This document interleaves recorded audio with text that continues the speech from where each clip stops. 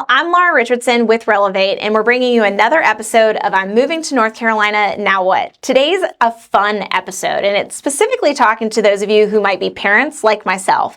So when you have tiny humans that live in your home, there's a lot of factors that you need to think about when you're building a new home. So today's episode are the top 10 things that if you have tiny humans, you need to consider when you're building a new house. So number one, soft close cabinets.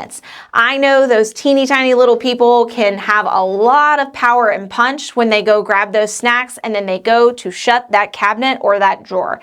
You want to make sure that soft close enacts so that way you're not listening to slam doors constantly throughout the day. The second one is the bathtub having tile that goes through the bottom portion of the bathtub. Make sure you don't have quarter round. You've probably seen that in homes that were built in like the 80s and the 90s, some of the early 2000s, where you have literal wood that is bordering the side of the tub. That is ripe for mold. So if your new builder is using that, try to talk to them about a different material. You don't want to provide a water-rich environment with wood if you can at all help it. The third thing is having a mud sink or even a second laundry space in the garage. As your kids get older and they start getting involved in things like sports, it might be nice to have a location where you can rinse all that mud and dirt out without bringing it to the inside of the house. The fourth one is having a laundry folding island. I know it sounds like a dream world, but trust me, having a space in your laundry room where you can actually do all the things and get it done before it leaves where your washer and dryer is located is definitely any mom's dream. Number 5, this one's a cool one that's come out in the last few years, and it's called a Costco door. So a Costco door typically connects directly to your pantry, and it's a door that backs up to your garage space. So if you can imagine getting out of your car, going and getting your bulk items, and then you slide them through the Costco door directly into where they're going to be stored in your pantry space. So it makes it a lot easier to get all that unloaded quickly and inside your home. Number 6, 2 dishwashers. I know it sounds a little extra, but trust me, you will thank me for this later. If you have ever been to a vacation home that has that second dishwasher, it is a dream. So one can actually go in a separate space like in your scullery or even in a butler's pantry type location, but that second dishwasher will be time and mental status saving. The 7th one is having insulation underneath where there is a room that goes over the garage. It's actually not standard even at the custom build level to have insulation between the ceiling of where your garage space is and the flooring of, let's say, a loft or a bonus room. So typically those rooms end up being way colder than the rest of the house. So ask your builder that question. Are you putting in additional insulation between those two locations?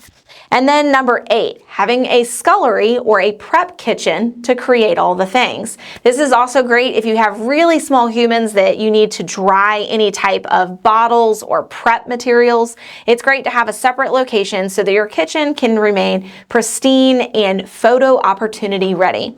And then number 9, having a flooring material that does not scratch easily. This is also great if you have pets. Something like LVP or even engineered hardwoods can actually be great materials that are a little bit more scratch resistant as well as waterproof.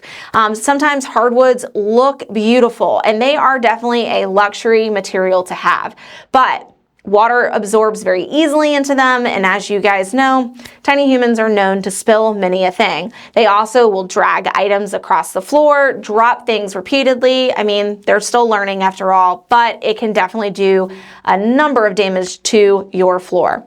And then number 10, this one's a little unique, and you may notice it now that I'm telling you about it. So if you're looking at the walls of homes, as you turn a corner, the corner is usually a 90-degree angle and pretty sharp there on the edge.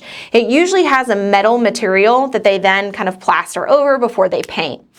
Ask your builder if rounded edges are an option. Not only do they look a little bit more luxury and higher end, they are great when you have small people who are running from one end of your house to the other for them not to bang their elbows, their head, and God only knows what else in the process. So These 10 items are not all things that you have to do in your home, but if you do have the option to kind of make some decisions or to ask your builder if these are things they're willing to do, it might save you some painstaking moments in the future.